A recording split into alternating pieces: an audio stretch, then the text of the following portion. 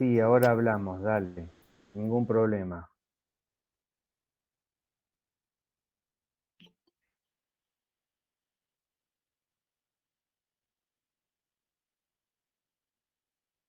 Estaba preocupado porque no se conectaba nadie. Pensé que yo estaba errado. Bueno, mandé ahí por las dudas al aula virtual un link que era el de siempre. Pero bueno.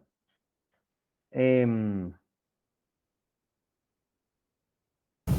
Buen día, profesor, ¿cómo le va? Hola, ¿qué tal, Teresa? ¿Cómo Eh, va? Bien, estaba tratando de ingresar, pero por el otro link que teníamos antes. Pienso que a muchos chicos les debe pasar lo mismo. Ah, porque, digamos, el link bueno, yo que entré teóricamente era el que teníamos siempre, pero no, es otro. Porque yo, Sí, bueno, otro profesor. Sí, bueno, era otro. bueno, perdón entonces. No, por El favor. equivocado fui yo. Bueno, muy bien. Por el número que somos, me parece que sí, que muchos chicos están intentando ingresar con el otro. Bueno, vamos Mm, a hacer la cadena entonces. sí, vamos a esperar un ratito entonces por las dudas. De todas maneras, bueno, vamos viendo.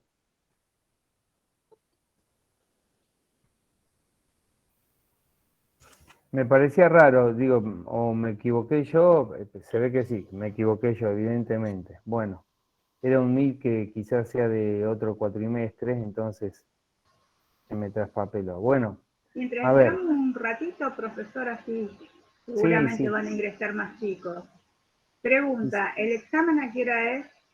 Bueno, vamos a hablar un poquito ahora del tema del examen. El examen empieza con la toma de asistencia a las 7:30 de la mañana. Eso se va a publicar hoy ya directamente en el aula virtual toda la información que es pertinente. Se comienza a tomar asistencia a las 7:30 de la mañana, el examen comienza a las 8, es un múltiple choice de 20 preguntas con 3 alternativas de respuesta, una de las 3 respuestas es la correcta, la modalidad es como se viene haciendo, cada respuesta correcta vale 0,5, son 20 preguntas, el máximo por supuesto es 10. Si no se contesta la pregunta, es neutro, no se suma ni se resta, y si se contesta mal, se resta un 30% de ese 0,5. El resultado lo van a saber una vez que cierre el examen, son 40 minutos, desde las 8 de la mañana empieza el examen a estar a disponibilidad de ustedes, así que pueden entrar sin inconvenientes, y va a salir publicado en el aula virtual, el Meet, al cual ustedes se tienen que unir. Digamos, cada comisión va a tener su respectivo Meet, así que desde ese punto de vista no va a haber ningún tipo de inconveniente. Eh, para, bueno, aprobar se requiere 6 o más puntos, desde ya. Y bueno, no sé si alguna otra preguntita que quieran hacer.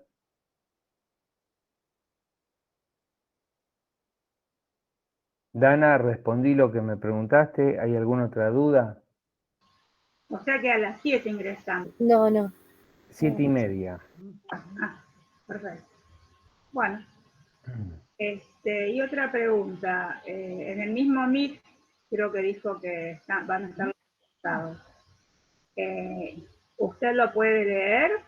Yo porque no tengo muchos conocimientos de computadora, les digo la verdad. Entonces, siempre estoy un poco limitada. La otra vez rendí matemática financiera y bueno, el mismo profesor me lo leyó el resultado porque la verdad que por ahí una vez cometí el error y me fui del examen. Sí, o sea, por mis conocimientos, hago lo que puedo, pero bueno, No, sobre la está marcha bien. voy aprendiendo.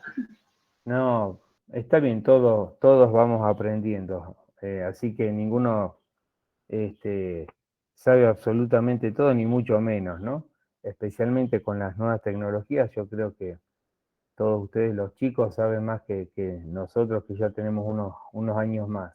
Así que, bueno, el examen está en el aula virtual. Ustedes tienen que entrar a través del aula virtual. Realizan el examen. Tengan la precaución de que el examen, a ver, las preguntas, puede ser que a uno le toque la pregunta 1, que se hizo, supongamos, la pregunta número 1 en el número 7, o o a algún alumno le toque la pregunta número 8 y aparezca como primer pregunta. O sea, esto es indistinto, se van salteando las preguntas con una consecuencia lógica, ¿no? Así, Profe, sí, ¿qué tiempo vamos a tener para hacer las preguntas?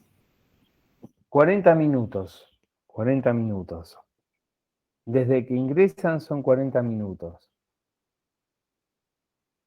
Les decían, tengan la precaución de que no van a poder volver atrás, porque una vez que cierran esa pregunta pasan a la siguiente, no se puede volver atrás. Esto también lo tienen que saber, así que cuando van contestando cada pregunta pasan a la siguiente de manera automática sin que se pueda retroceder. Una vez que respondieron una pregunta ya está. Profe, Una vez que termine el examen lo tienen que enviar. Si no lo envían, se olvidan, no se hagan problema, porque está dispuesto de tal forma que una vez que finaliza el tiempo se envíen los exámenes. Así que desde ese punto de vista tampoco hay ningún tipo de inconveniente. Y puede pasar que a algunos le aparezca el examen a lo mejor 3 o 4 minutos antes, y a otros unos minutos después, porque eso depende del reloj del sistema y de la computadora de cada uno. Bueno, ese es un tema que siempre aparece en cada examen. Sí, Camila, perdón. Sí, disculpe, el final era hasta la unidad 7, ¿no? No, va a ser hasta la unidad 6 inclusive.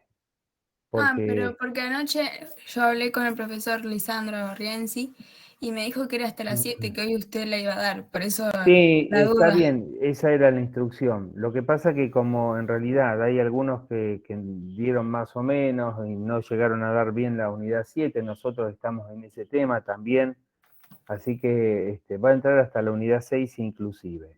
Perfecto, gracias. Ah, genial, profe, porque esa era mi otra consulta, porque en el campus dice que entra hasta la unidad 7. A un profesor le comentó a un alumno que entra hasta la unidad 7, y como usted no había dicho que era hasta las 6, fue como, bueno. No, la idea era que entre hasta las 7. Lo que pasa que, bueno, con el tema de que la semana pasada hubo exámenes, no se pudo, digamos, desarrollar como uno pretendía la unidad 7. Así que vamos a dejarlo en la unidad 6. Las preguntas van a ser hasta la unidad 6 inclusive, las 6 primeras unidades. Le hago una pregunta, profesor. El martes, que fue nuestro día, el Día de los Estudiantes, no Sí, tuvimos clase está y bien. por lo tanto no se dio en gran parte la unidad 5. ¿Esa clase se va a recuperar? Teóricamente esa clase la tenía que desarrollar Lisandro, pero bueno, hoy podemos ver algunas cuestiones referidas a esta unidad, si a ustedes les parece, y terminar de ver algunos 2 o 3 cositas que quedaron de la unidad 6, que tiene que ver con contratos. Yo iba a avanzar con la 7, pero bueno, en todo caso vemos un poco de la unidad 5, que es la que quedó pendiente, ¿no? Y respondemos algunas dudas que ustedes pueden llegar a tener. Está bien. Bueno, muchas gracias. Usted dijo que había que tener una nota de 6. ¿Esa nota es para regularizar? Sí. Y luego 6 pasamos... o más. Sí, como mínimo 6. Y luego se aprueba la materia en mesa, es decir, no se rinde integrador. Sí, acá es integrador, o sea, no es que ustedes aprueban ya la primera parte, después se rinde toda la materia, pero, bueno, ese es un tema que fundamentalmente después de lo que es la pandemia no se pudo terminar de ver. Evidentemente la idea es que los que regularicen la materia tengan alguna ventaja. Así que desde ese punto de vista, siempre con respecto a los regulares, en el examen final se tiene una contemplación diferente. Esto de la pandemia, bueno, hizo que los exámenes que tradicionalmente uno tomaba tengan que ser de esta manera. Entonces, digamos, desde ese punto de vista, por allí el hecho de considerar a alguien que uno veía siempre que venía a clase, que participaba o que haya rendido bien el parcial regularizador, hoy en día sea más complicado porque no podemos modificar nosotros una nota que está en el aula virtual. Sí, Imagínense. claro. Así Sí, que desde ese punto de vista no es un parcial con el cual ustedes se liberen de la primer parte de la materia, ¿no? Ujú, No está hay bien, exámenes integradores. está bien. Y otra pregunta, ¿las clases van a seguir siendo virtual? Es otro tema que se está viendo también. La idea es volver a la presencialidad.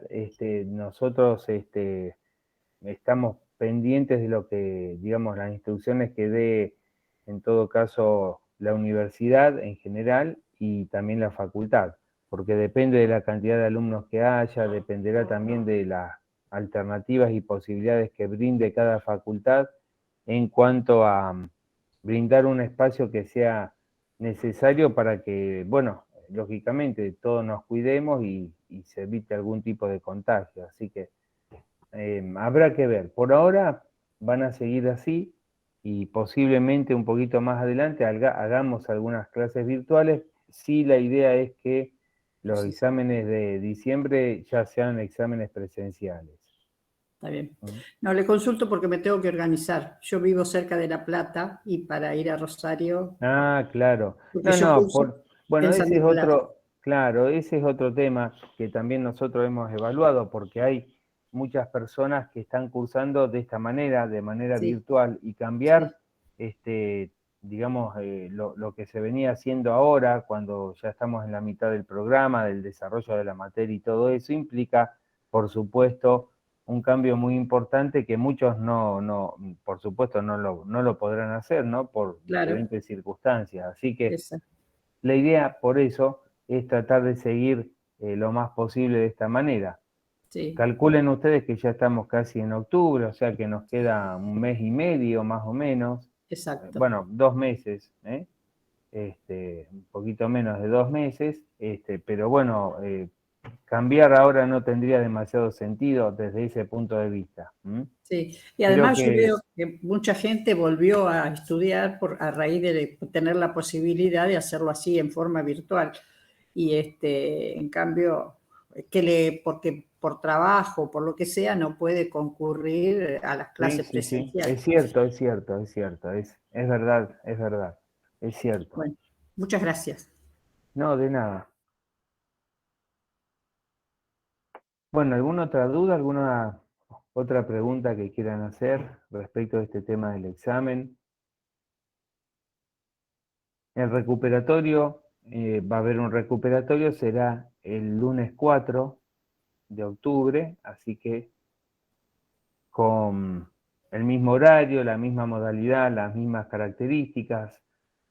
Habíamos pensado en ver la alternativa de hacerlo presencial, pero por todo esto que estuvimos hablando y los motivos que ya les expresara, no lo vamos a hacer, ¿no? Además, habría una diferencia entre los que ya rindieron ahora este lunes que viene y el recuperatorio. Por lo tanto, la presencialidad, si anda todo bien, especialmente se va a dar a partir de los exámenes de diciembre, pero no solamente en esta materia, creo que en la gran mayoría de las materias de la carrera se va a hacer de ese modo. Salvo que, bueno, reitero, haya una cantidad muy importante de alumnos o, bueno, otras circunstancias. Profe, para acceder al recuperatorio, ¿hay que sacar cierto puntaje? No. Es más, el que no quiere presentarse, por ejemplo, este lunes por alguna circunstancia personal, algún problema, inconveniente, lo que sea, se puede presentar tranquilamente el lunes de la semana que viene. Ah, listo, gracias. Pasa que, bueno, seguramente tiene una alternativa menos, ¿no? Por supuesto. Así que lo pueden hacer. Bueno, ¿alguna otra preguntita? Yo le quería hacer unas preguntas sobre la materia, sobre el programa. Ahora vamos. Voy a contestar que me pregunta Micaela si los finales son profe, los finales sí son virtuales. Si son virtuales, ¿es oral? Es así la pregunta, ¿no? Bueno, sí, perfecto. Los exámenes, si son virtuales, se toman de esta manera, y si se saca 6 o más en el multiple choice, se pasa a una instancia oral, que son 3 o 4 preguntas, fundamentalmente, desarrollo de algunos temas más puntuales, para... A ver, el examen del multiple choice es bueno, es una forma de que ustedes lo puedan hacer fundamentalmente en una época como esta, para no abandonar, digamos, todo el sistema de evaluación, pero al mismo tiempo también presenta ciertas dificultades. Por eso siempre hay una segunda instancia para los que sacan 6 o más, que es el examen oral. Un examen oral que se toma en forma de coloquio, como se está haciendo ahora. Se hace, los profesores hacemos ingresar a 3 alumnos, les vamos haciendo preguntas, y bueno, fundamentalmente para corroborar el grado de conocimiento de la materia, ¿no? Porque hay cuestiones que por ahí uno no puede manejar como si fuera presencialmente. Entonces el examen de multiple choice tiene ciertas cuestiones que bueno, muchas veces no refleja lo que realmente ustedes pueden llegar a saber la materia, ¿no? Bueno. Sí, entonces escucho las preguntas, no hay problema. A ver. Profe, entonces entramos directamente, no tenemos que, digamos, que anotar en ningún lado, ni registrar, ni nada de eso. No. Sí tienen que estar registrados en el aula virtual y Sí, pero ya figurar de en principio de la... cuatrimestre, nada Claro, específico ahora. por eso. Bueno, y figurar en el listado de, digamos, del curso de cada comisión, ¿no? O sea, no puede venir alguien que no esté en la lista y rendir la materia, a eso me refiero, ¿eh? Y si rinde es lo mismo que si no hubiera rendido. Tiene que estar cumplido el trámite administrativo, o sea, figurar en la lista de cada comisión, a eso me refiero. Claro, y sigue habiendo preguntas que restan. Sí, las preguntas que se contestan mal, digamos, son 20 preguntas, cada pregunta vale 0,5. Y si no se contesta es neutra, y si se contesta mal se resta el 30% de ese 0,5. El resultado lo tienen una vez que cierra el examen para todos, tienen el resultado a disposición, así que desde ese punto de vista no hay problema. Sí les quiero, perdón, una cosita más, sí les quiero decir, porque lamentablemente hubo casos en los cuales había personas que habían sacado 5,84, 5,90, y bueno, preguntaron, mandaron mails, a ver si podían pasar. El tema es el siguiente: en algún momento tenemos que hacer un corte, el corte es 6, entonces si hacemos pasar al que saca 5,90, 5,86, ¿por qué no al que sacó 5,80 o 5,75?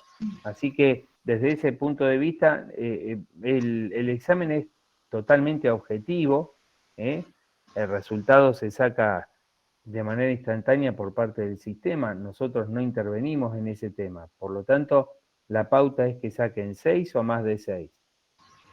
Lamentablemente, si sacan un poquito menos, bueno, nosotros no podemos hacer nada porque en algún momento tenemos que hacer ese corte. Así que desde ese punto de vista se los quería aclarar, porque bueno, muchas veces ha sucedido eso. Sí, escucho. Pregunto, si usted, bueno, aprobando aprobando el múltiple choice, después no aprobas el oral, ese múltiple choice aprobado, así sea con un 10, ¿te sirve para otra oportunidad de examen? No. Bueno, gracias. Profe, yo tenía dos consultas. Una, ¿va a estar la revisión o solamente se va a ver la nota? O sea, porque a ver, en algunas materias nos dejan ver como el examen de nuevo. Ustedes van a tener la nota y pueden entrar e ingresarla, digamos, a ver cómo le fue en cada pregunta. Okay. Y Eso eso lo permite el aula virtual. Ok. Y eso de las preguntas sean neutras se incorporó ahora porque en exámenes anteriores sí restaban las neutras. O sea, las que no se respondían. No. Hace ya bastante que eso está. Sí, hace bastante. Profe, y otra, yo les cuento mi experiencia en matemática financiera. Nosotros podemos, por ejemplo, volver de la 10, la pregunta 10 a la 1. Eso nos daba la posibilidad del profesor titular. Eso lo arregló él.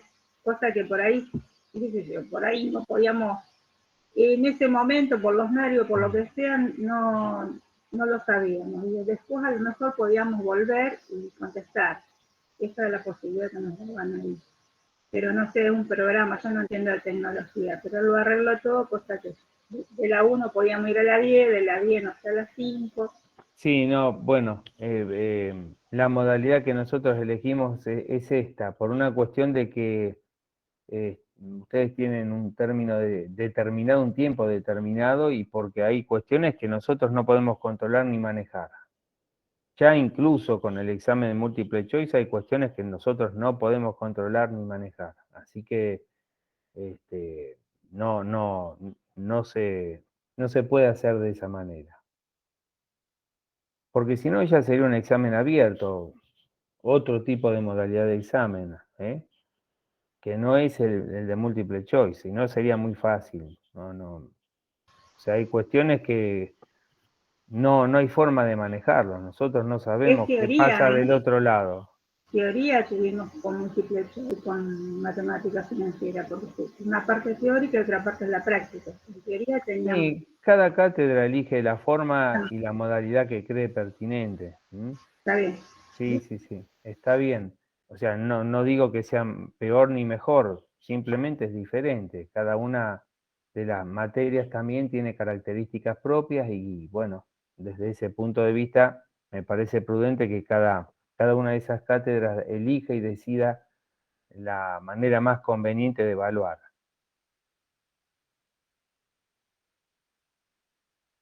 Bueno, en caso de que sea presencial, ¿se mantiene el oral o no, en caso de que sea presencial van a ser preguntas escritas y para desarrollar. Va a ser de otro modo, otra modalidad.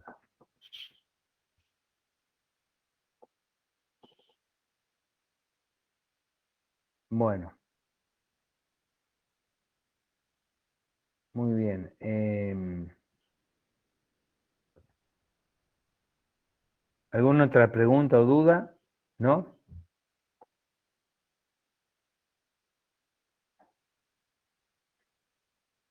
Bien, habíamos desarrollado la última clase previo a la semana de exámenes, una parte importante de lo que eran los contratos, el concepto de contrato, las características, elementos esenciales, naturales, accidentales de los contratos.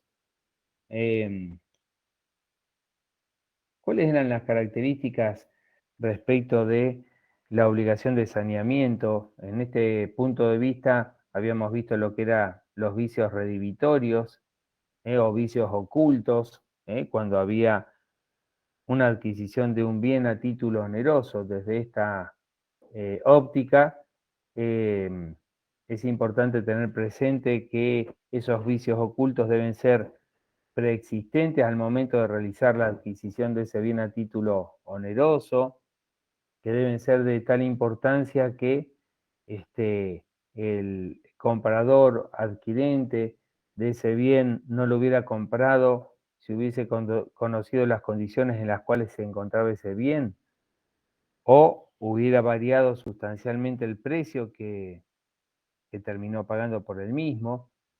Y además que, por supuesto, ese vicio oculto no sea evidente, no sea conocido en el momento de producirse el contrato.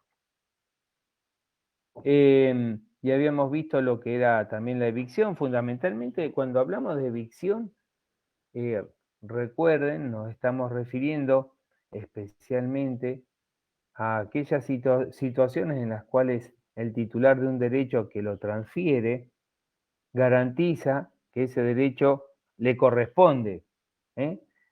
Lo que a través de la evicción se hace es garantizar que ningún tercero pueda afectar, turbar, molestar el derecho que se adquiere a título oneroso. De eso se trata.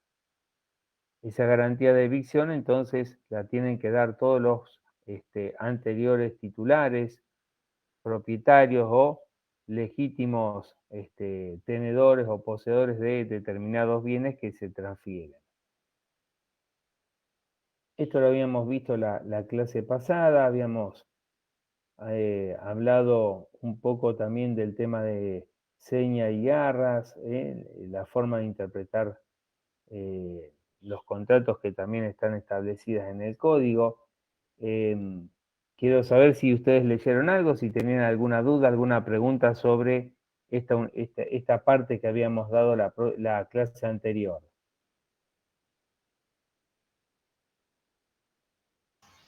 Cuando ¿Sí? habla de personas indeterminables, se refiere al público en general, no.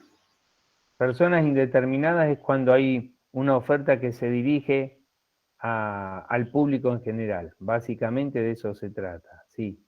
Gracias.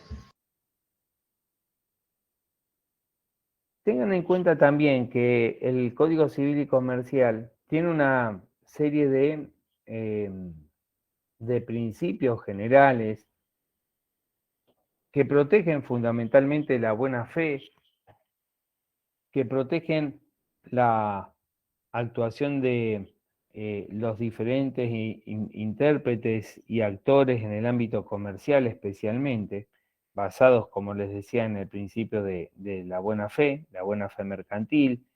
Recuerden que en el ámbito en el ámbito del derecho comercial, fundamentalmente los usos y costumbres van de alguna manera modificando la utilización de ciertos contratos, van agregando la posibilidad de que se introduzcan nuevas modalidades contractuales, todo a través del principio de la autonomía de la voluntad. Cuando hablamos del principio de la autonomía de la voluntad, estamos refiriéndonos a la libertad que tienen las partes para celebrar nuevos contratos, disposiciones, cláusulas. Es una forma de adecuar las necesidades y los requerimientos que se van dando en la sociedad en diferentes momentos, diferentes épocas, y de esa forma justamente satisfacer esas nuevas necesidades a través de nuevos vínculos contractuales y nuevas modalidades, ¿no? Hay principios que son característicos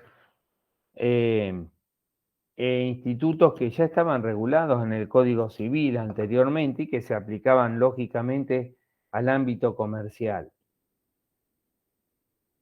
Vale la pena recordar desde este punto de vista institutos como el abuso del derecho, la teoría de la imprevisión, lo que tiene que ver con la lesión, entre otras cuestiones. Desde este punto de vista, el actual Código Civil el Código Civil y Comercial se refiere a todo lo que tiene que ver con el tema de la lesión en el artículo 332.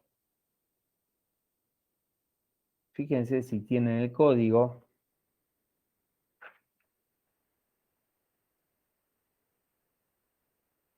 Algo hemos visto en la clase pasada. Básicamente cuando, por ejemplo, una parte, y esto muchas veces ha sido común o sucede en la práctica, ¿no?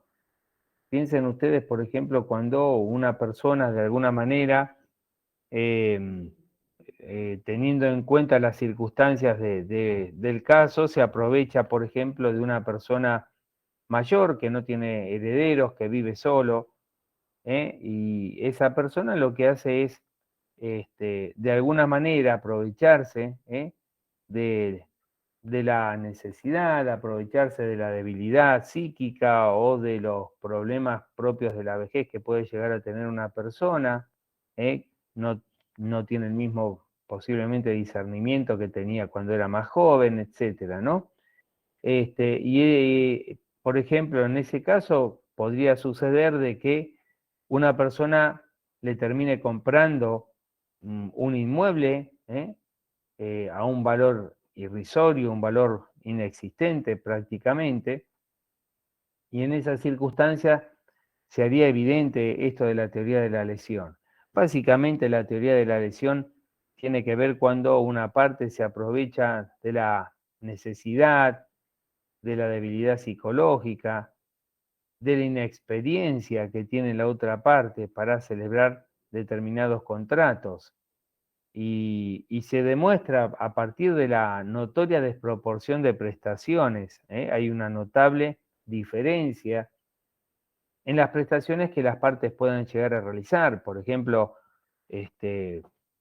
supongamos el caso que yo les mencionaba recién, esta persona mayor vive en un departamento en pleno centro de Rosario que tiene 100 metros cuadrados y termina adquiriéndole ese inmueble por $10.000. Evidentemente el precio es irrisorio, hay una notable diferencia en las prestaciones que asumió cada parte en ese contrato de compraventa.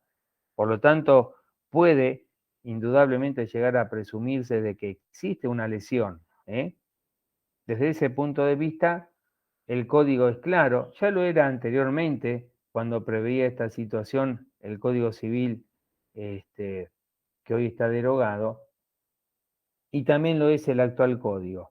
Desde este punto de vista procede la nulidad o, en todo caso, la adecuación en cuanto a esa desproporción que yo les mencionaba en las prestaciones que asume cada parte.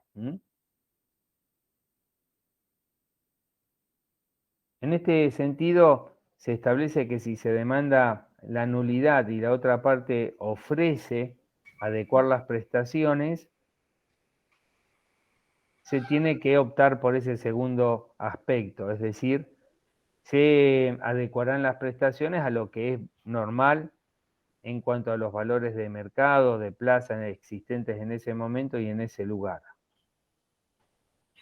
Esto está en el 332, artículo 332 del Código Civil y Comercial, ¿no? Se demandará la nulidad o modificación de esos actos jurídicos cuando una parte explote la necesidad, la debilidad psíquica o inexperiencia que tiene la otra parte. Se presume, excepto prueba en contrario, que existe tal explotación en caso de notable desproporción en las prestaciones. Esto es la teoría de la lesión. Por eso es importante tenerla presente. Otro de los institutos importantes es el abuso de derecho.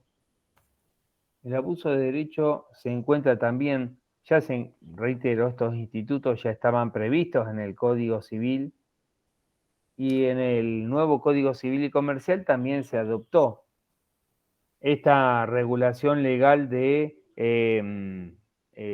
estos institutos que resultan ser muy importantes en el ámbito del derecho. recuerden ustedes, en estos primeros artículos del Código Civil y Comercial, el 9, el 10, el 11, el 12, se dan determinadas pautas que son importantes. El 9 se refiere al principio de la buena fe, especialmente, reitero, en el ámbito mercantil el principio de buena fe es esencial. El artículo 10 trata de lo que es el abuso de derechos y básicamente lo que quiere decir este artículo es que el ejercicio de un derecho que es propio de una persona no puede llevar a situaciones que son ilegales o ilegítimas o notablemente desproporcionadas, que cause un perjuicio enorme a la otra parte. Digamos, no se puede argumentar ejercer un derecho que realmente existe para perjudicar a un tercero o a otra parte. Entonces, eso sería el abuso de derecho. Fundarse a partir de una norma jurídica, de una ley, en el ejercicio de derechos que ocasionan daños a terceros o a otra parte contratante. En este sentido, fíjense, este artículo dice: el ejercicio regular de un derecho propio o el cumplimiento de una obligación legal no puede constituir como ilícito ningún acto. No se puede justificar un acto ilícito partiendo de una norma jurídica que sí está prevista por la ley. La ley no ampara el ejercicio abusivo de los derechos. Se considera tal al que contraría los fines del ordenamiento jurídico o el que excede los límites impuestos por la buena fe, la moral y las buenas costumbres. Entonces, básicamente, cuando hablamos de abuso de derecho, fundamentalmente tenemos que tener en cuenta esa forma de ejercer un derecho que es propio, que existe, pero que causa o termina causando un perjuicio, un daño evidente con respecto a terceros, ¿no? Y también es importante mencionar la llamada teoría de la imprevisión, que está prevista en el artículo 1091 del Código Civil y Comercial.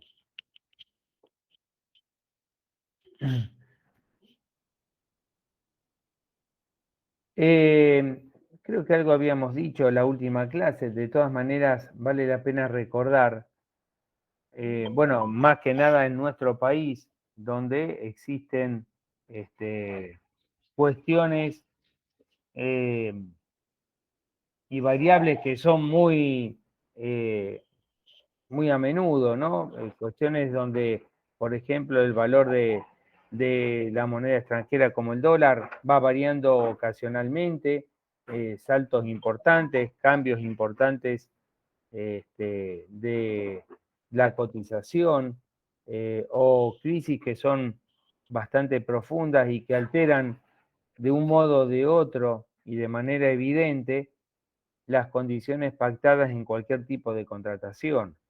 Entonces, desde ese punto de vista, puede usualmente invocarse la teoría de la imprevisión.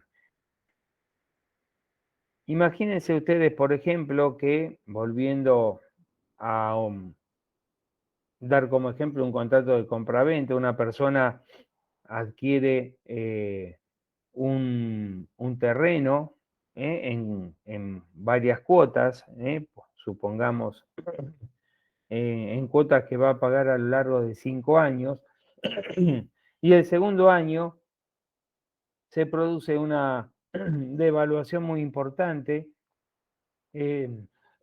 perdón, una devaluación muy importante, y desde ese punto de vista, las obligaciones que están a cargo suyo, las obligaciones que ha asumido pasan a ser notoriamente desproporcionadas, caras, exageradas. Esas cuotas que originalmente él podía pagar, que se fijan en, supongamos, se fijaron en dólares, estando el dólar a una cotización determinada, y luego se produce una devaluación muy importante, de forma tal que esas cuotas pasan a ser extremadamente caras para ese comprador. En ese caso y en esa situación se podría alegar la llamada teoría de la imprevisión, ¿no? Situaciones extraordinarias que no pudieron llegar a preverse al celebrar un determinado contrato y que causan un perjuicio y un gravamen importante en una de las partes del contrato.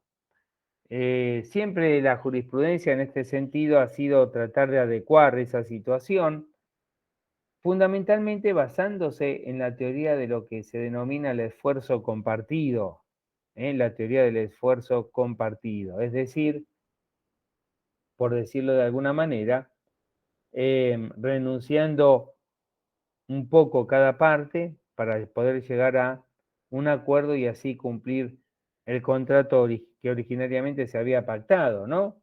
De alguna manera, esta es la idea. Les decía, el 1091 es el que regula la teoría de la imprevisión. Siempre se aplica en aquellos contratos que son conmutativos y de ejecución diferida o permanente, porque necesariamente son contratos que perduran en el tiempo, por eso tienen estas características.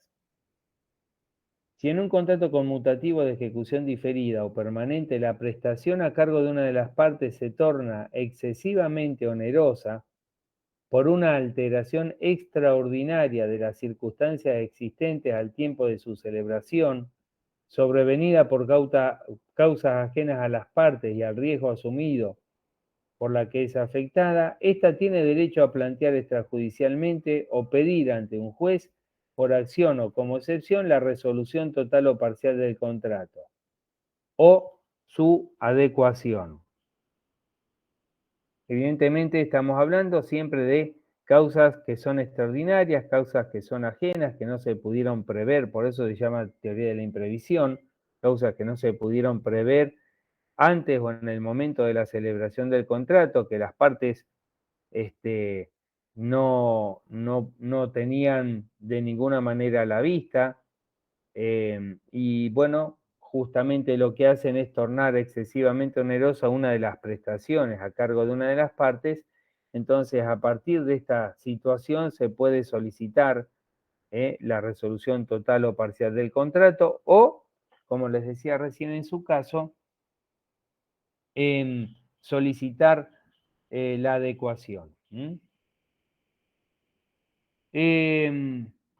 Estos entonces son institutos importantes que siempre deben tenerse en cuenta. Están previstos en el Código Civil y Comercial.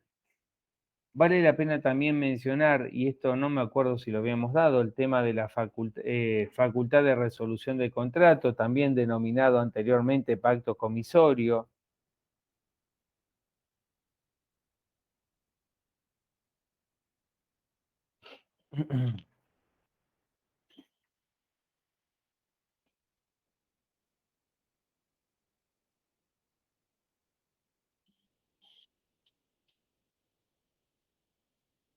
Las partes pueden resolver los contratos siempre y cuando estos sean bilaterales y de prestaciones recíprocas.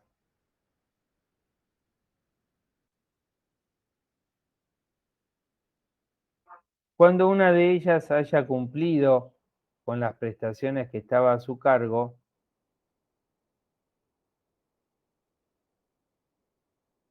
y la otra no lo haya hecho. O sea, quien puede resolver es la parte, por supuesto, cumplidora.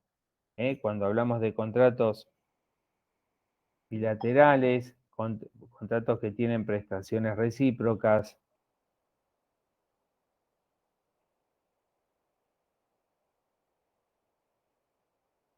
una de las partes cumple con las prestaciones que estaban a su cargo, la otra parte no cumple, entonces la parte que sí ha cumplido puede solicitar la resolución del contrato.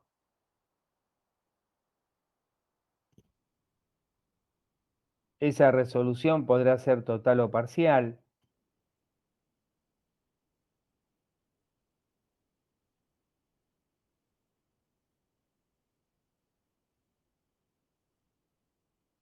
Y significa fundamentalmente que ese contrato, debido al incumplimiento de una de las partes,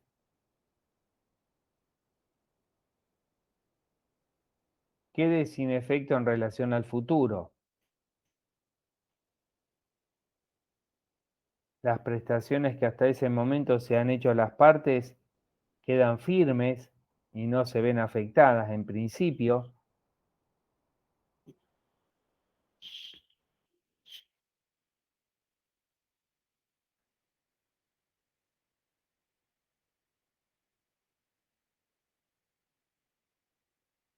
Y el efecto de la resolución es que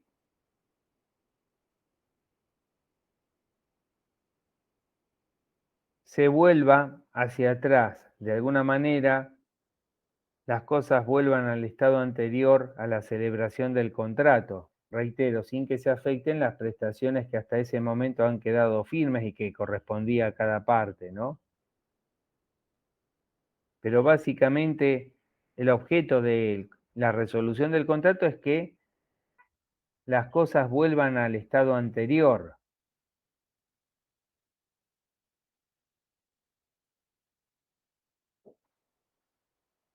Si esto no es posible, por supuesto se demandará daños y perjuicios.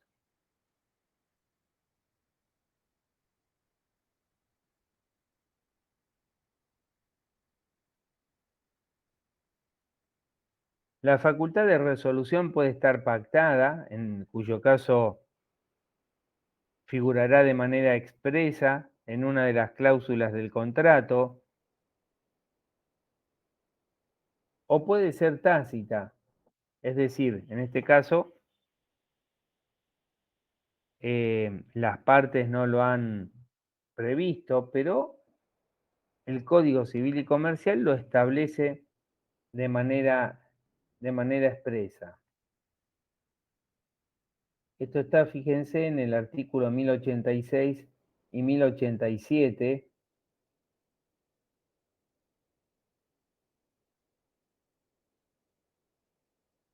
Y siguientes, pero desde el 1086.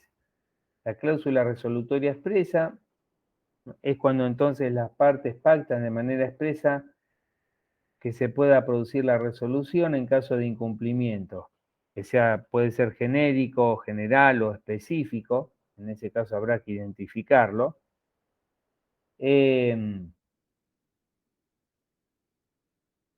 Y produce efecto la resolución desde el momento en que la parte cumplidora comunica a la incumplidora esa decisión, la decisión de la resolución. Puede ser que no, como les decía, no esté expresamente establecida en una cláusula esta facultad resolutoria y en ese caso es implícita.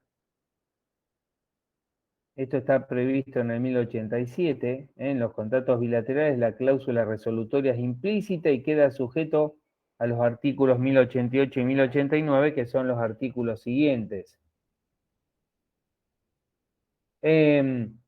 No cualquier incumplimiento puede dar lugar a la resolución del contrato, sino que tiene que tener determinadas características, que por ejemplo ese incumplimiento debe ser de tal gravedad que sea importante, debe ser fundamental para el cumplimiento de la finalidad que estaba prevista en el contrato. Hay que tener en cuenta entonces el contexto del contrato, las pautas que se han establecido y fijado, y la esencialidad o no en la falta de prestación por parte de uno de los contratantes de las obligaciones que había asumido. Esto está en el 1084, cuáles son los requisitos que configuran el incumplimiento, ¿no? Debe privar a la parte perjudicada, por supuesto, de manera esencial, porque esa falta de cumplimiento le debe producir u ocasionar un perjuicio, debe ser intencional.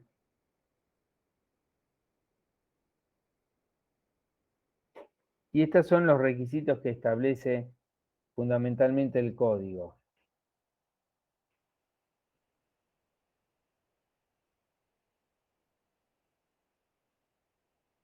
Tengan presente que cuando la cláusula resolutoria es implícita, es decir, no está pactada por las partes, habrá que intimar al incumplidor para que cumpla con las prestaciones, en caso de que esto sea posible, porque si no, no hay nada que intimar, por supuesto, cuando ya no hay posibilidad de que cumpla con sus obligaciones.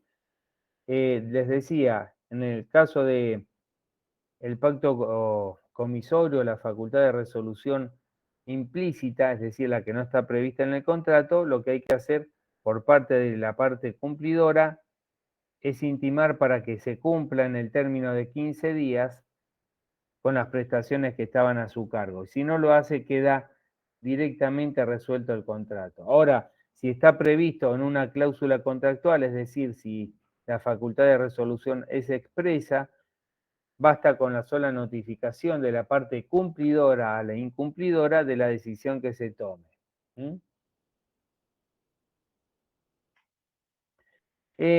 También se dice que se puede optar por el cumplimiento del contrato, se puede optar por la resolución o el cumplimiento cuando hay una falta de cumplimiento esencial en relación a una de las partes contratantes, siempre contrato bilateral, contratos conmutativos y de prestaciones recíprocas, ¿no?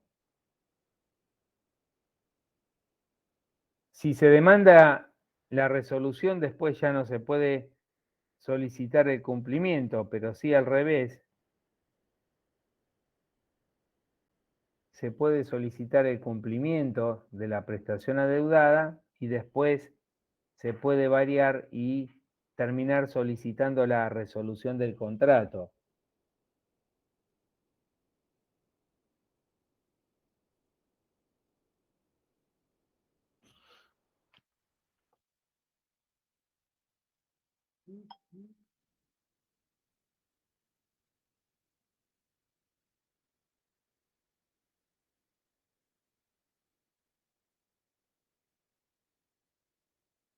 Otro punto que está en esta parte del programa es el tema de la prescripción, la diferencia entre prescripción y caducidad,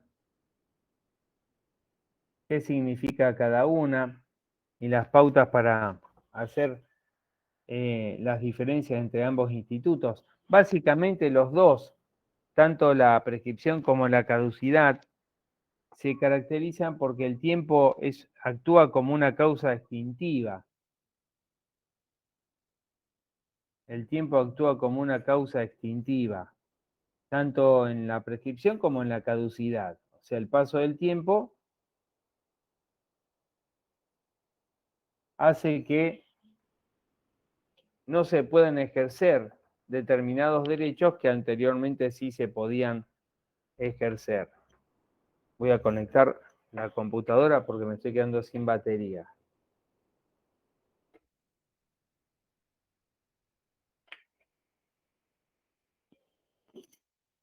¿Qué diferencias hay entre una y otra? En primer lugar, hay que decir que la prescripción se caracteriza porque siempre la establece y la fija la ley, o sea, deriva de una ley.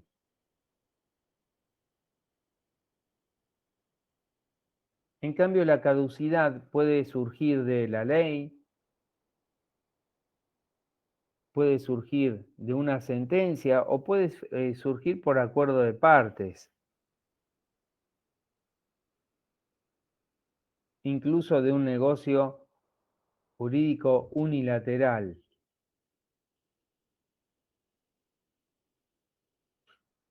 Esta es una diferencia importante, ¿no? La prescripción surge siempre de la ley. En cambio, la caducidad no solo puede surgir de la ley, sino también de una sentencia, de un contrato o de un negocio jurídico unilateral. La prescripción se somete o está sometida a la posibilidad de que se suspenda o interrumpa. La prescripción puede ser suspendida o se puede interrumpir por los hechos que así lo determina el código. En cambio, en principio, la caducidad no tiene forma de ser suspendida o interrumpida.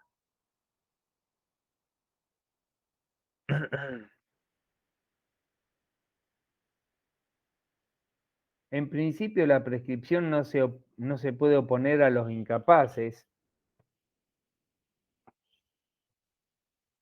En cambio, la caducidad se opone a todos, incluso a los incapaces.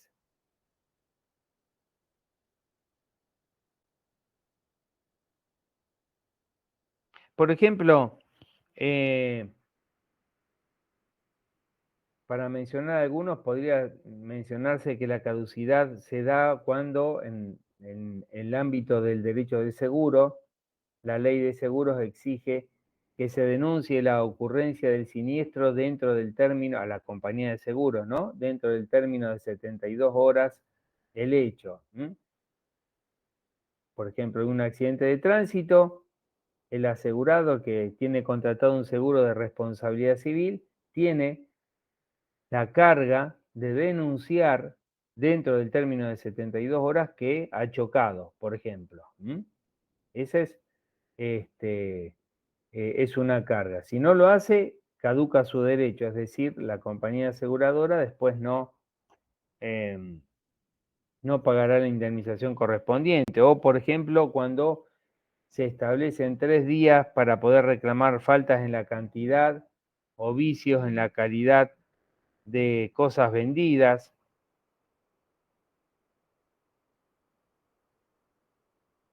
Y que no pudieron ser revisadas anteriormente.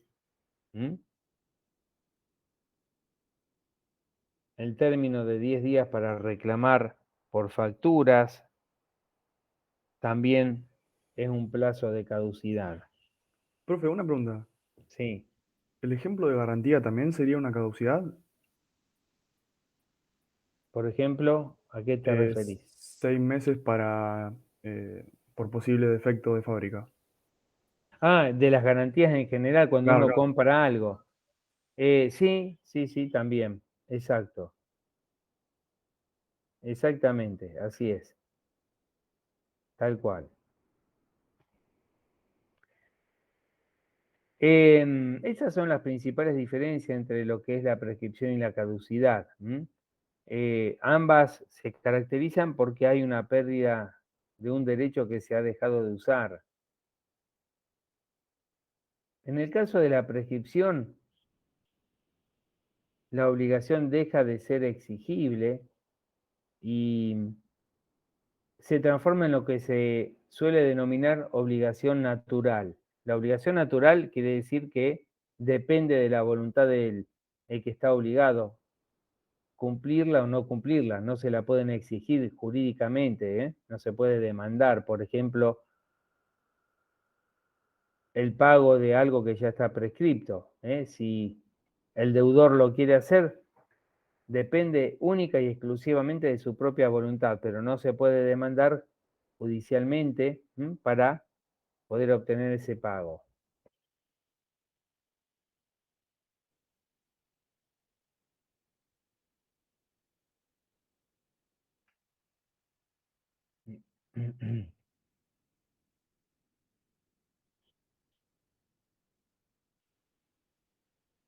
Ya hemos visto algunas cuestiones de la Ley de Defensa del Consumidor y Ley de Lealtad Comercial que acá se repiten. Se vuelve a repetir lo mismo.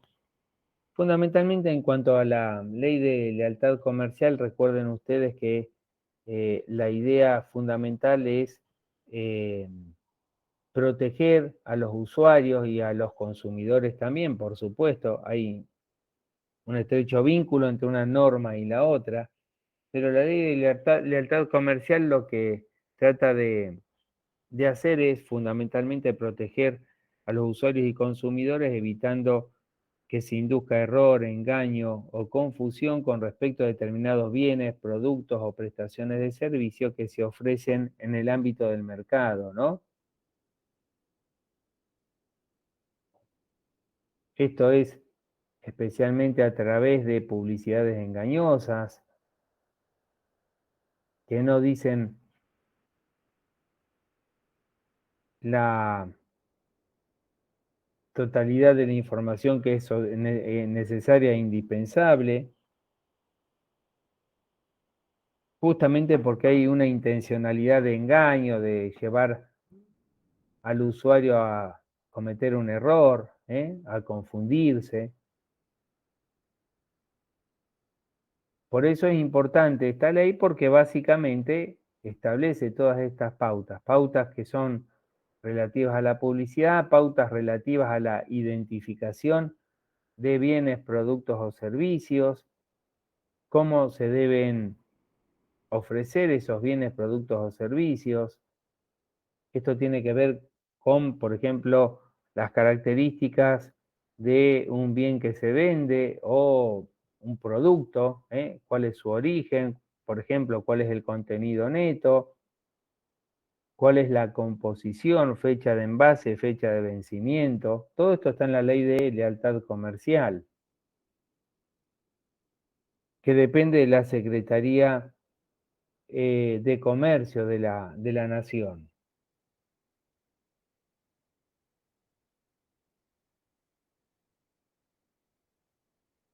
Y hemos visto ya que la ley de defensa del consumidor es una ley muy importante, tiene su fundamento en los artículos 42 y 43 de la Constitución Nacional, 42 y 43 de la Constitución Nacional, que a partir de la reforma de 1994 se agregaron estos artículos y se incorporó este precepto constitucional, dándole una importancia notable a todo lo que tiene que ver, por supuesto, con los derechos del consumo.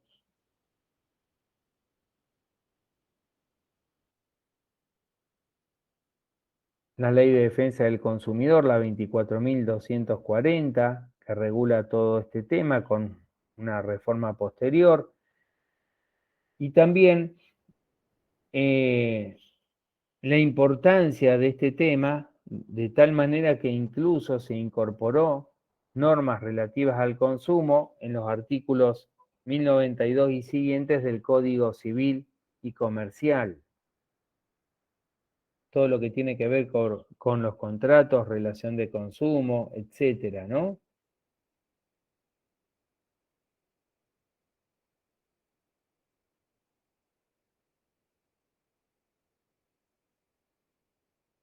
No es necesario que haya contratos, sino que simples vínculos de consumo hace que esté vigente y se aplique la Ley de Defensa del Consumidor.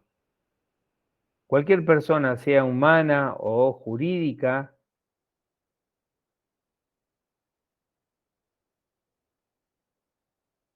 que adquiera, compre, utilice o tenga el uso y goce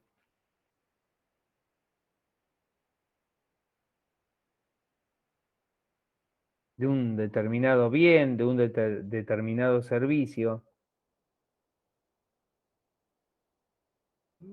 siempre que sea para consumo propio, consumo personal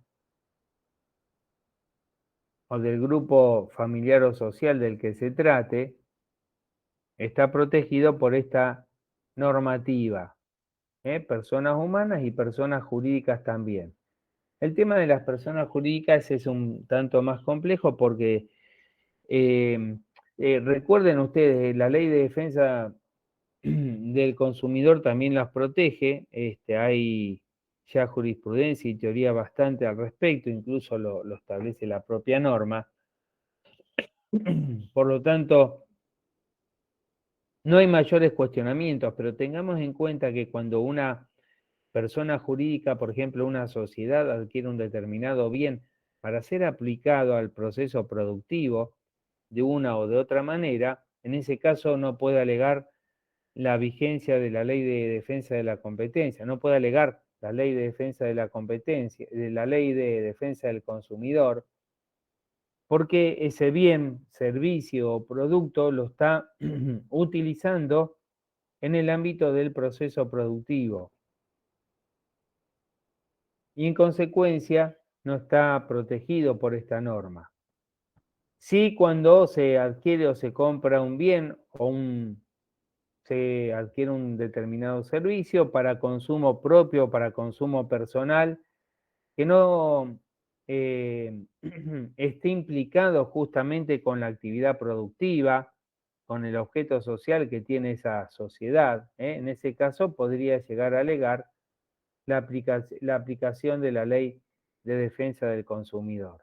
Pero este es un tema que es importante tenerlo presente, ¿no? Digamos, si una sociedad adquiere, por ejemplo, un bien como última etapa, el bien queda en esa sociedad para, por ejemplo, compra un televisor para que los empleados lo vean, puedan mirar televisión en los momentos de tiempo de descanso. En ese caso, algunos podrán decir que, bueno, tiene que ver con el proceso de producción, pero básicamente eso es para consumo propio, ¿no? Y hay un defecto en ese televisor, se puede reclamar a partir de la ley de defensa del consumidor. Lo importante es tener en claro eso, ¿no? Que los bienes, productos o servicios que una persona jurídica, por ejemplo, sociedad, adquiere, no sea para aplicarlo a ese proceso productivo, para ser modificado, para de alguna manera ganar valor agregado en los bienes, productos o servicios que ella misma presta. En ese caso, evidentemente no se aplicará la ley de defensa del consumidor.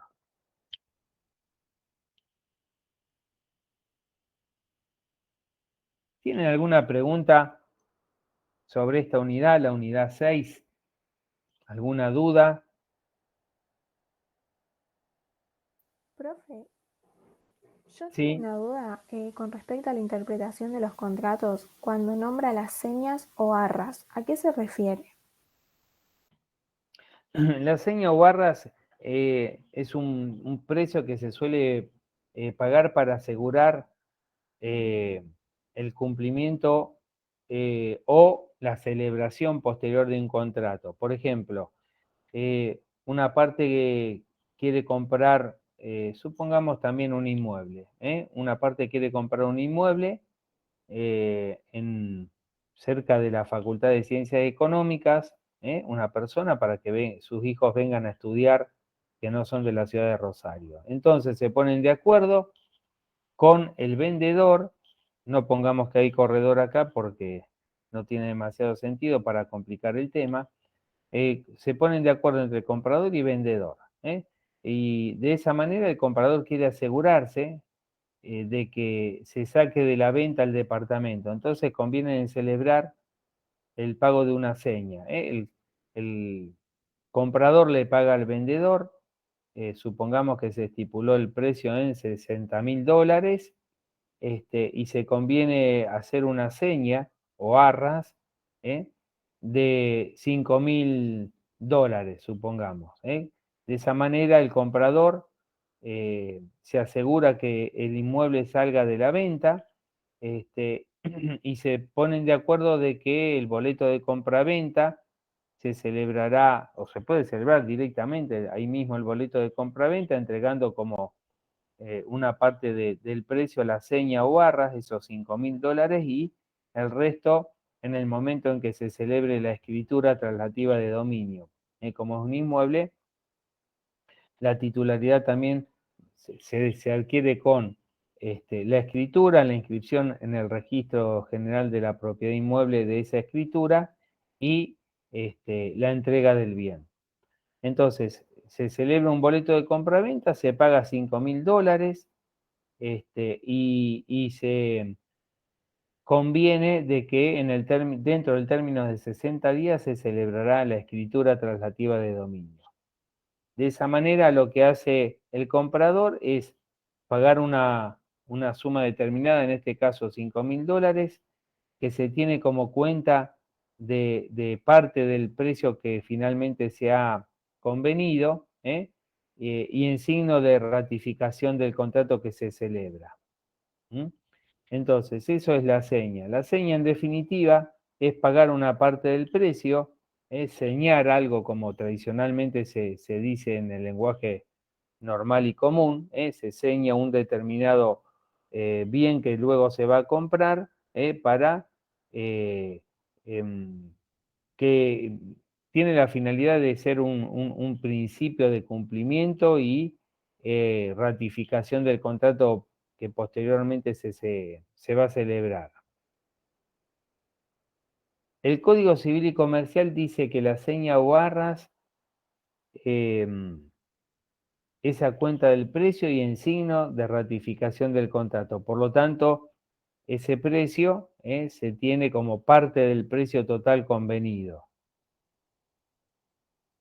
En este caso, la seña es confirmatoria, pero las partes pueden de común acuerdo pactar de que la seña sea penitencial. En este caso, si así está pactado expresamente por las partes, la seña, si después no se cumple con el contrato posteriormente, el que pagó la seña la pierde, si es por culpa de él que no se cumple con el contrato, por ejemplo, de compraventa, ¿no? Este señor pagó los $5.000 como seña y después no se termina realizando la compra del inmueble porque él no quiso, porque no reunió la plata, lo que sea. Entonces, si se convino que la seña era penitencial, pierde esa plata. Si el que se arrepiente es el vendedor del departamento, en el caso del ejemplo, deberá devolver, y la seña se ha pactado penitencial, ¿no? De manera expresa, tendrá que devolver los $5.000 que recibió del comprador y pagarle además otros $5.000, pues tiene que devolver lo que recibió y otro tanto. No es que devuelve el doble, sino que devuelve lo que recibió y otro tanto de la misma cantidad que recibió. Así que desde ese punto de vista la seña puede ser confirmatoria o penitencial. Usualmente si nada se dice, el código dice que es confirmatoria. Como se toma como parte del precio y en signo de ratificación del contrato celebrado. Pero las partes pueden disponer, a partir del principio de la autonomía de la voluntad, de manera expresa, que la seña sea penitencial. No sé si te quedó claro. Estoy buscando el número del artículo, así te lo digo también.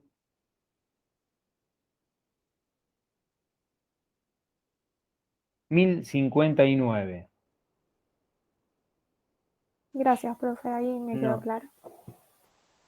El artículo es 1059. La entrega de seña o barra se interpreta como confirmatoria del acto, excepto que las partes convengan la facultad de arrepentirse. En tal caso, quien entregó la señal, la pierde en beneficio de la otra y quien la recibió debe restituir la doblada.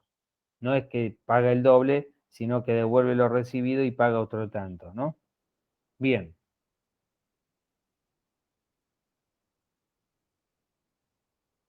¿Alguna otra pregunta de esta unidad? Lo mismo, ¿se utiliza indistintamente el término seña o barras? Sí. Profe, yo no tengo muy claro qué es la garantía de evicción. Bueno, la garantía de evicción, como lo habíamos anticipado, lo dimos ya en la clase pasada, pero básicamente consiste en que cuando hay una transferencia de un determinado bien a título oneroso, el anterior titular garantiza el título que se está transfiriendo, garantiza que él era el titular, que él era el propietario y que al nuevo adquirente nadie lo va a poder molestar, hablando mal y pronto. En realidad, con la evicción lo que se pretende es evitar la turbación de un derecho que se adquiere a título oneroso. Por ejemplo, yo te compro, vamos al contrato de compraventa, que es lo más usual. Yo te compro tu automóvil, me gustó tu auto y voy y lo compro. vos me lo vendés, me decís, sí, yo soy el titular, yo soy el comprador, que esto, que lo otro. En realidad también figura el título a nombre tuyo, yo lo verifico, figura a nombre tuyo y te lo compro.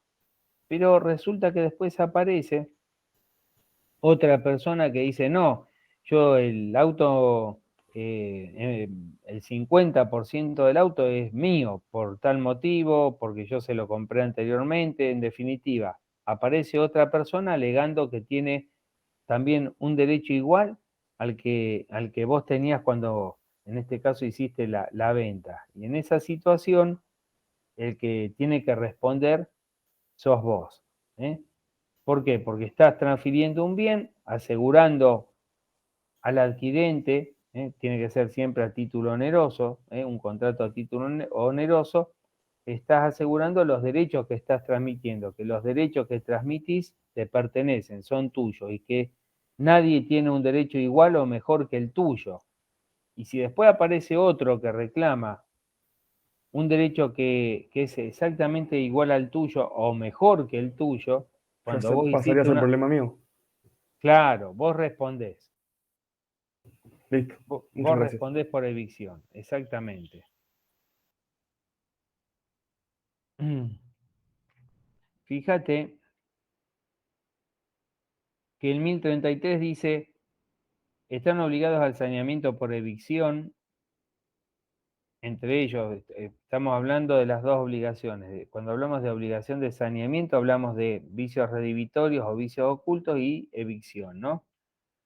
Responde el transmitente de bienes a título oneroso. Siempre tiene que ser transmisión a título oneroso. Quien ha dividido bienes con otros y sus respectivos antecesores, si han efectuado la correspondiente transferencia también a título oneroso, ¿no? En el caso de la evicción, es el 1044, fíjate, dice, la responsabilidad por evicción asegura la existencia y la legitimidad del derecho transmitido. Asegura la existencia y la legitimidad del derecho transmitido. Que vos sos realmente el titular, que sos la persona que tenías ese derecho sobre ese bien una vez que lo transmitiste. Y se extiende a toda turbación del derecho, total o parcial, que recae sobre el bien por causa anterior o contemporánea a la adquisición. Yo compro el vehículo y aparece otro que dice, no, pero yo tengo un mejor título, o en realidad a mí Conrado me dio la cesión de uso y goce de este vehículo por el término de 2 años. Y yo lo compré, pero resulta que vos habías conseguido el uso y goce de ese vehículo a otra persona por el término de 2 años. Entonces, de esa manera yo no puedo gozar totalmente a partir de la titularidad. El ser titular me da el derecho incluso al uso y goce. Y resulta que cuando vos me lo transferiste, había otra persona que por un contrato previo y anterior tenía el uso y goce de ese vehículo, ¿no?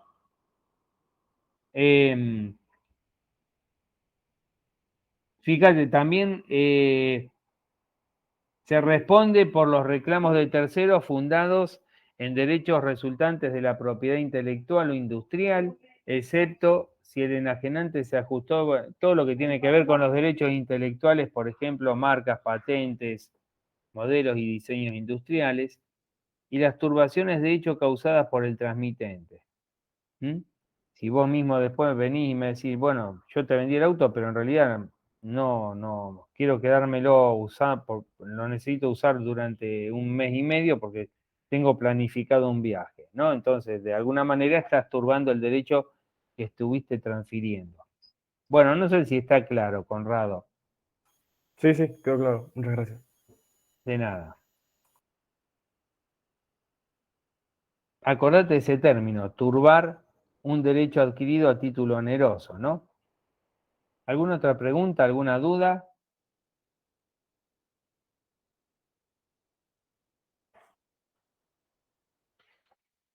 ¿No?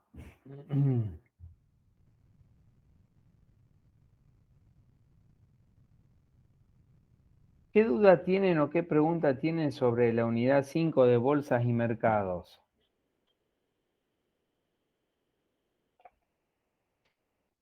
Que estuvieron viendo con el profesor Rienzi.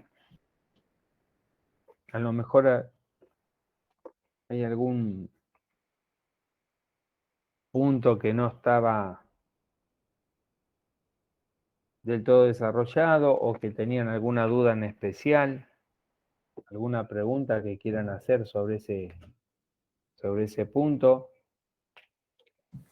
No se dio mucho de la unidad 5, profesor, ¿eh?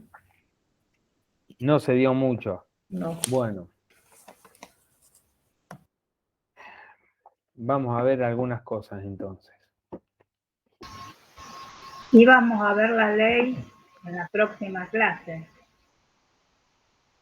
Eso es lo que habíamos quedado. Se dio una introducción, cómo eran las bolsas específicamente del ámbito físico y cómo ahora fue cambiando eso. Sí. A ver, el tema de las bolsas y mercados está regulado por una ley específica, que es la ley del mercado de capitales. La norma es la 26.831, es la ley de mercado de capitales, ¿no? Y esa ley establece una regulación legal específica, y de alguna manera lo que hace es regular todo lo que tiene que ver con los mercados de valores, ¿no? Las bolsas de comercio son ámbitos o lugares físicos donde figuran o pueden funcionar uno o más mercados. Las bolsas de comercio son instituciones que se pueden crear adoptando dos formas jurídicas, una que es una sociedad anónima y la otra una asociación civil. Son las dos formas jurídicas que pueden adoptar las bolsas de comercio. Antes eran entidades que se autorregulaban, con la nueva ley esto dejó de ser así.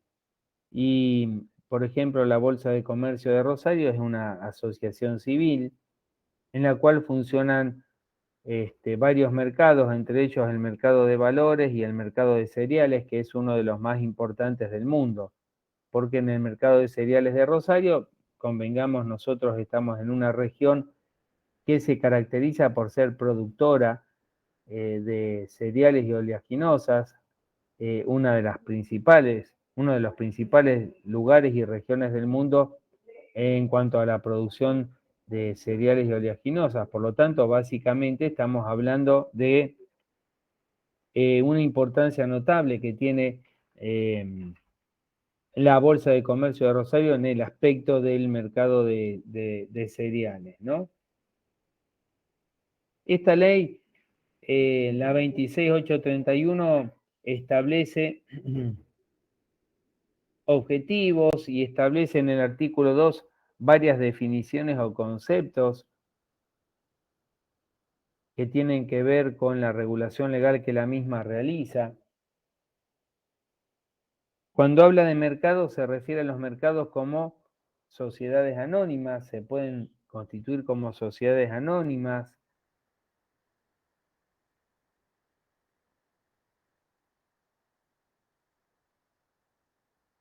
Que tienen que estar autorizados por la Comisión Nacional de Valores para funcionar.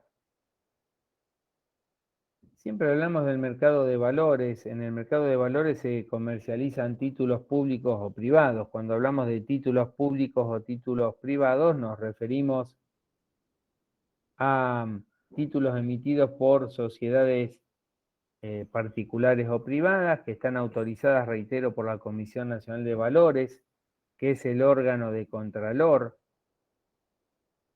de toda esta actividad, ejerce el poder de policía y la actividad de contralor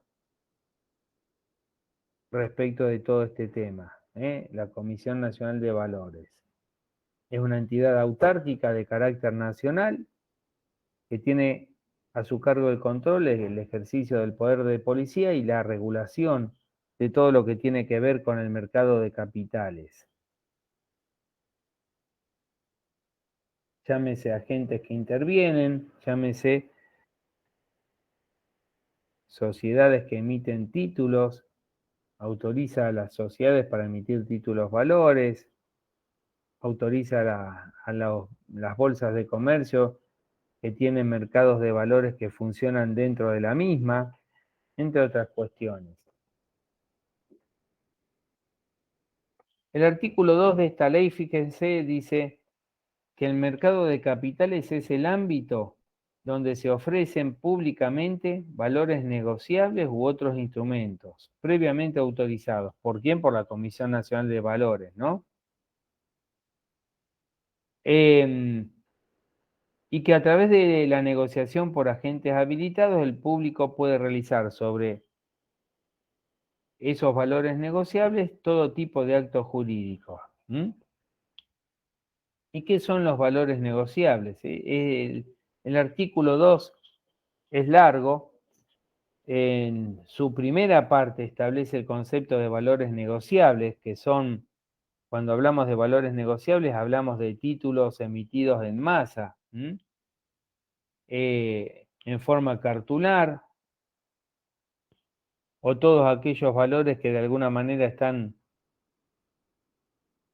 incorporados a registro de anotaciones. Por ejemplo, hablamos de acciones, cuotapartes de fondos comunes de inversión.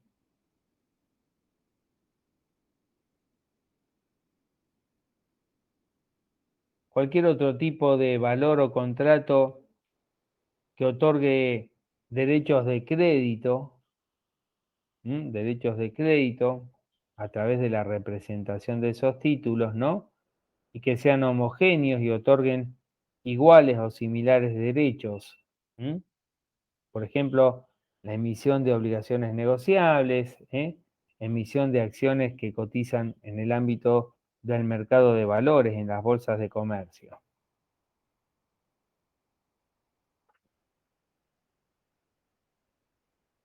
Este artículo menciona también una gran cantidad de agentes, no vamos a entrar en ese tema porque si no, no terminamos nunca, y también establece qué es la oferta pública. La oferta pública en este sentido es la invitación que se hace a personas en general, invitación que se hace a personas en general o a sectores o grupos determinados para realizar cualquier acto jurídico con valores negociables. Para realizar cualquier acto jurídico con valores negociables.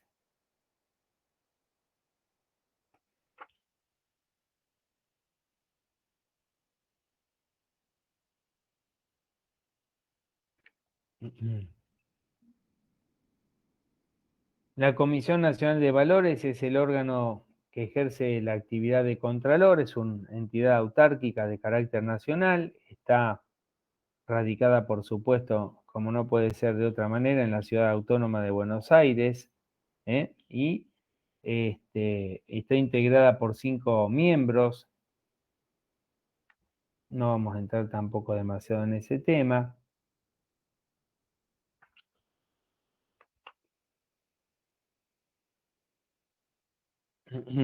Tiene una gran cantidad de funciones que cumple la Comisión Nacional de Valores. En todo el ámbito del mercado de valores y de las operaciones que se realizan es necesario guardar secreto de las operaciones que se realizan.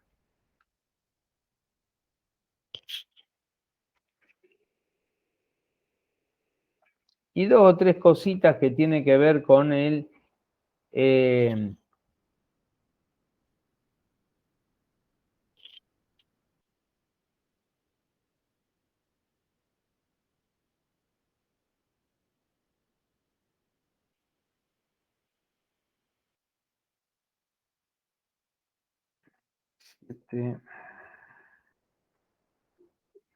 ahí les puse la ley 24.083 en el chat, modificada por la ley 27.440,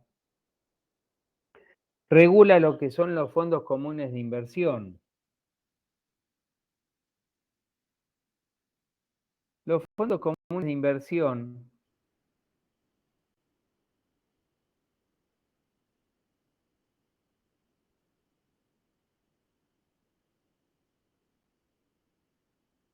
es un patrimonio de titularidad de diversas personas a los que se les reconoce derechos de copropiedad. Es un patrimonio de titularidad de diferentes personas a las cuales se les reconoce derechos de copropiedad, representado por cuota partes, denominadas cuota partes.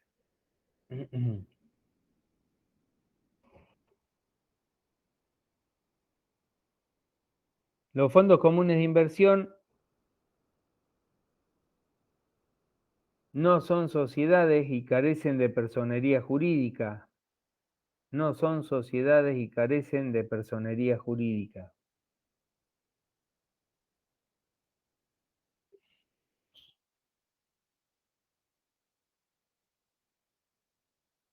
Básicamente, los fondos comunes de inversión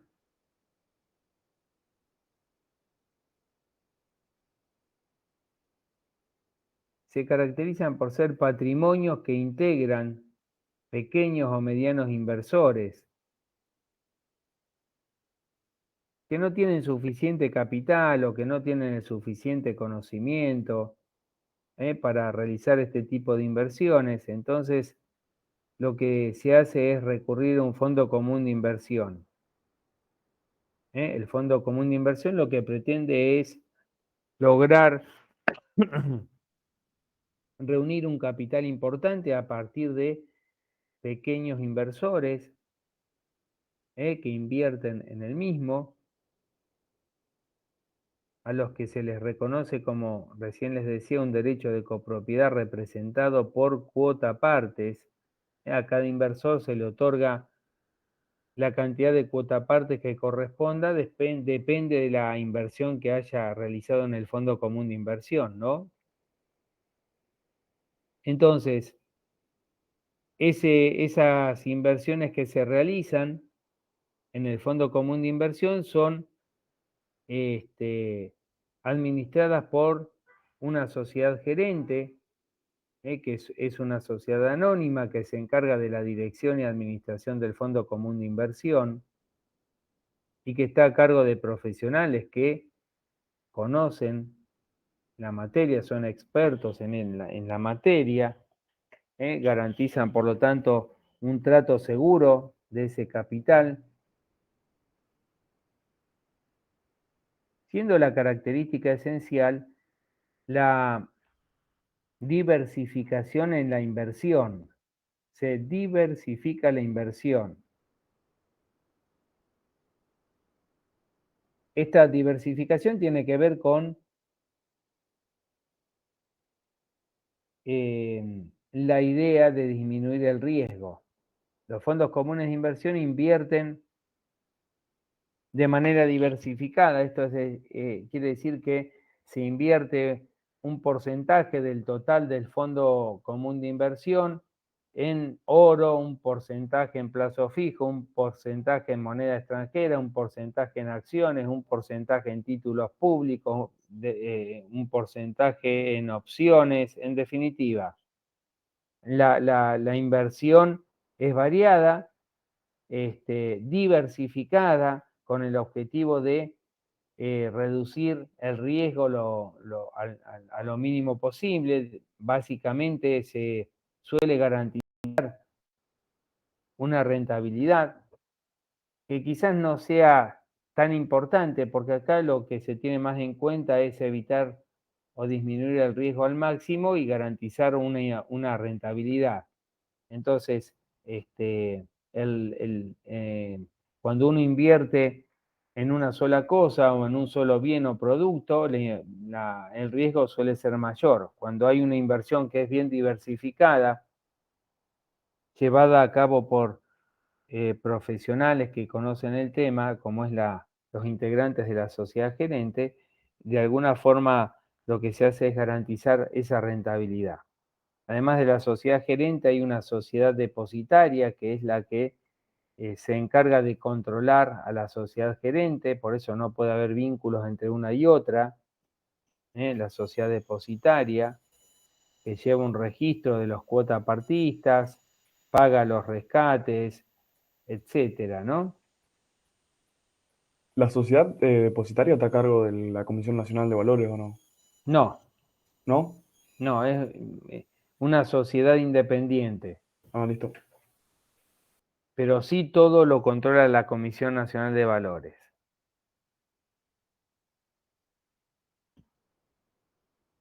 El Fondo Común de Inversión se compone de los cuotapartistas que adquieren una cuota aparte, depende de la inversión que realicen, celebrando el contrato con la sociedad gerente y la sociedad depositaria.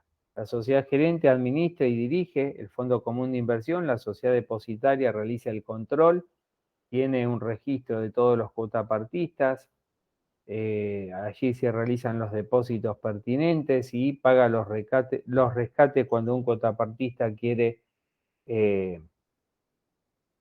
salir de la inversión que realizó.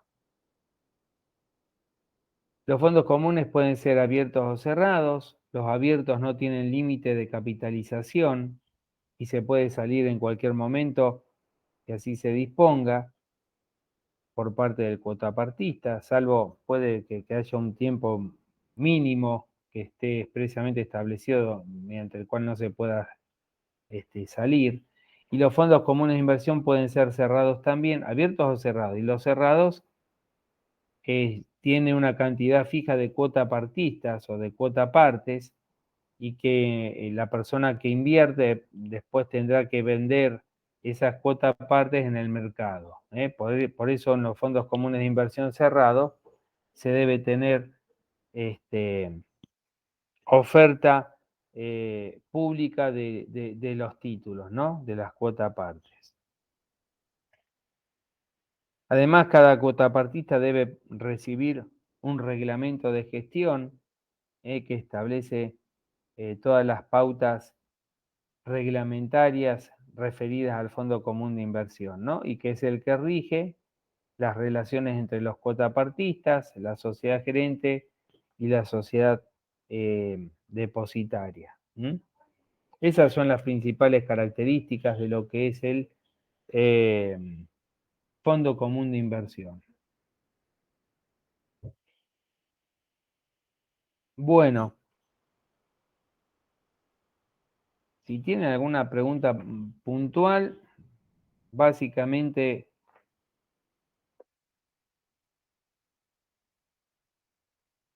esos son los puntos más importantes. En todo caso, traten de releer el resumen que está en el aula virtual de esta unidad y la ley. Si tienen algún tipo de duda, me pueden preguntar por mail, en todo caso, el fin de semana.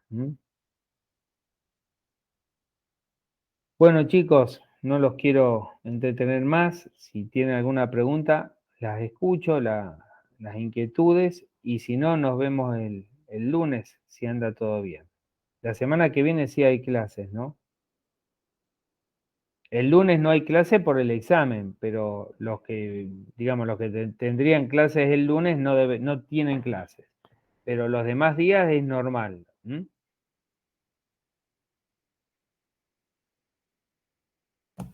Le pregunto, doctor o profesor, no entendí bien la cooperativa de colaboración. ¿Me puede dar un ejemplo, por favor? ¿En qué punto cooperativa de colaboración? No la entendí lo que significa.